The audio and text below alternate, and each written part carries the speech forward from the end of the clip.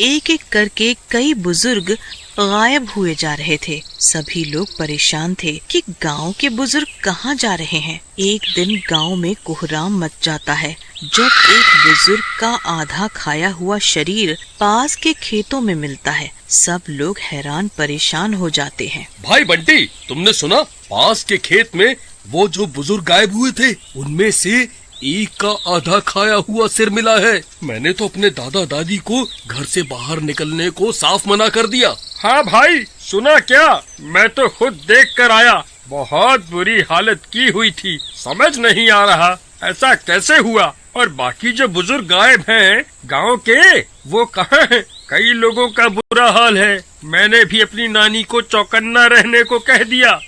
एक दिन राजू के दादा को बैंक किसी काम से जाना होता है। बेटा राजू, मुझे बैंक जाना है, क्या तुम मुझे वहाँ छोड़ दोगे? दादाजी, मुझे तो नौकरी पर निकलना है, मैं पहले ही लेट हो चुका हूँ। आप संभल कर जाना और ऑटो रिक्शा ले लेना। गांव के बुजुर्ग गायब हो रहे हैं, अपना ख्याल रखना। कोई दिक्कत हो तो मुझे फोन कर देना। ठीक है बेटा। फिर राजू के दादा घर से निकल जाते हैं बैंक जाने के लिए। राजू सही कहता है, मुझे संभल कर जाना होगा और चौकन्ना रहना होगा, कहीं मैं भी रामलाल की तरह गायब ना हो जाऊं।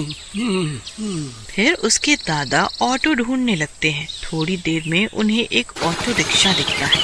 वो उसे हाथ देते हैं और वो रुक जाता है। जी बाबा जी, कहाँ जाना है आपको, बताइए। इस ऑटो वाले के चेहरे पर एक अजीब सी मुस्कुराहट होती है और उसकी आंखें हल्की लाल होती है। बेटा, बस बैंक तक जाना है, जाओगे? हाँ जी, बैठिए। फिर दादाजी उस ऑटो में बैठ जाते हैं। आज मेरे शिकार में एक बुढ़ा और बढ़ गया। अब आएगा मजा। अरे बाबा जी, मुझे ना अपने घर से कुछ जरूरी सामान उठाना है। पर तुम्हारा घर है कहाँ? मुझे देरी ना हो जाए। अरे नहीं बाबा, बस रास्ते में ही पड़ता है मेरा घर। अभी ले लूंगा तो ठीक है, वरना पता नहीं कब चक्कर लगे घर का। ठीक है बेटा, ले लो फिर तो। ऑटो वाला अपना ऑटो एक सुनसान जगह की ओर ले जाने लगता है। अरे बेटा, ये कैसी जगह है? कितना सुनसान इलाका है। तुम यहाँ रहते हो? हाँ बुढ़ाऊ, यही है मेरा घर। यहाँ तेरी चीख पुकार सुनने वाला कोई नहीं होगा। नहीं नहीं, मुझे छोड़ दो। मेरे घर वाले बहुत परेशान हो रहे होंगे। वो मुझसे बहुत प्यार करते हैं। मुझे जाने दो, जाने दो। अब तू कहीं नहीं जाएगा। फिर ऑटो वाला एक खंडहर के पास ऑटो रोकता है और वो ऑटो वाला जबरदस्ती उस बूढ़े को उस खंडहर के अंदर ले जाने लगता है। अरे बचाओ, बचाओ, कोई बचाओ मुझे, कोई है यहाँ। अरे पापी, छोड़ दे मुझे। अरे कोई बचाओ, बचाओ मुझे। दादाजी बहुत चीखते पुकारते हैं, पर उस सुनसान जगह पर उनकी आवाज सुनने वाला कोई नहीं होता। ऑटो वाला उन्हें भी अंदर ले जाता है। देख बूढ़े, अब तू भी यहीं रहेगा। जैसे ही उस बुढ़े दादा की नजर बाकी बूढ़े बंदियों पर पड़ती है, उनके तो पैरों तले जमीन खिसक जाती है। अरे पापी दुष्ट, तूने इन मासूम लोगों को यहाँ बंदी बनाया हुआ है और इनके घर वाले कितना परेशान हो रहे हैं। तो वो तू है जो गांव के बूढ़े लोगों को गायब कर रहा है। तभी रात हो जाती है और एकाएक वो ऑटो वाला अपने असली रूप में आ जाता है। आखिर मेरा समय आ ही गया। मेरे शिकारी दिमाग से कोई नहीं बच सकेगा। हाँ बुढ़ाऊ, मैं ही हूँ जो पूरे गांव के बूढ़ों को गायब कर रहा हूँ इतने समय से। यहाँ मैं तेरा भोजन करूँगा। उधर राजू रात को नौकरी से वापस आता है। अरे दादाजी, कहाँ हो? क्या कहा बैंक वालों ने? दादाजी, अरे ओ दादाजी। राजू की आवाज सुन के उसकी माँ पानी लेके आती है। अरे बेटा, आ गया तू, ये ले पानी पी ले। दादाजी कहाँ हैं माँ? कब से आवाज लगा रहा हूँ। अरे बेटा, वो अभी तक आए ही नहीं है बैंक से। मुझे लगा तू भी उनके साथ गया होगा। अरे माँ, मैं तो नौकरी पर था। हे भगवान, मेरी ही मत मारी गई थी जो उन्हें अकेले बैंक भेज दिया। अब क्या करूँ? इधर आधी रात को भूतों की टोली उस खंडर में आती है। अंधेरा कायम रहे दोस्तों, अंधेरा कायम रहे। कहो आज किसका नंबर है? अरे नंबर किसी का भी हो, हमें तो पार्टी करने से मतलब है। क्यों दोस्तों?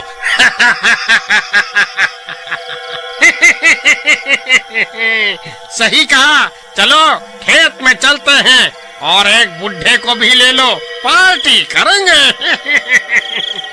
फिर सारे भूत उन बंदियों में से एक बुढ़े को पकड़ के साथ एक खेत में ले जाते हैं। अरे अपने पापों से डरो दोस्तों, अभी भी समय है, जाने दो सबको। सबसे पहले हम तुझे मुक्त करेंगे। और सारे भूत मिलके उस बुढ़े पर हमला करते हैं और चांदनी रात के आगोश में उसकी चीख पुकार कोई नहीं सुन पाता। फिर सारे भूत उसके मांस को खाने लगते हैं और अपनी पार्टी करते हैं। इधर राजू हैरान परेशान सुबह होने का इंतजार देख रहा होता है। फिर अगली सुबह, चलो आज खेत पे पानी दे देता हूँ, फसल अच्छी आएगी।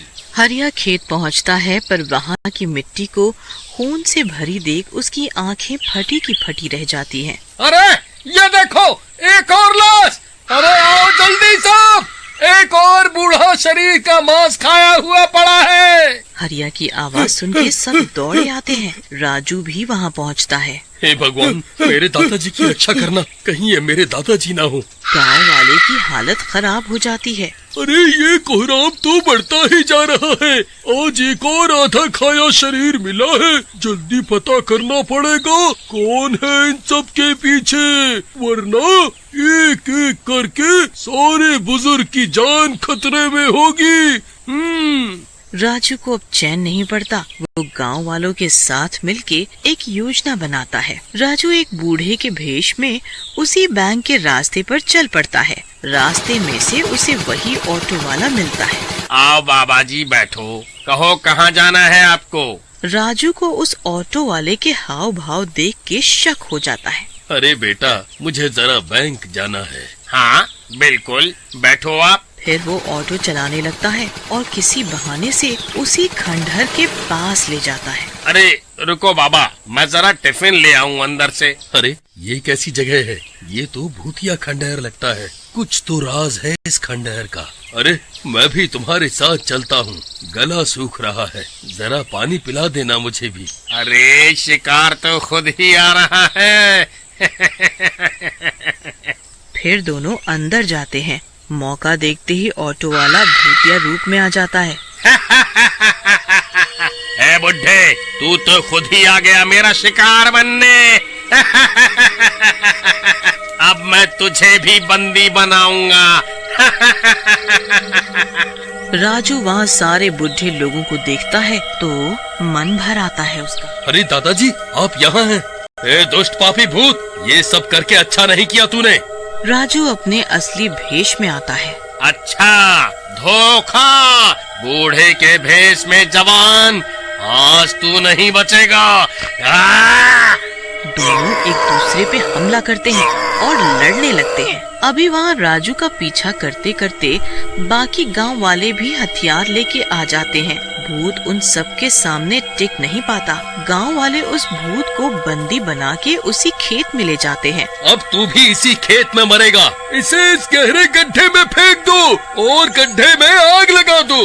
वे लोग ऐसा ही करते हैं और कुछ ही देर में भूत जल के राख हो जाता है और गांव वाले उस गड्ढे को मिट्टी से बंद कर देते हैं।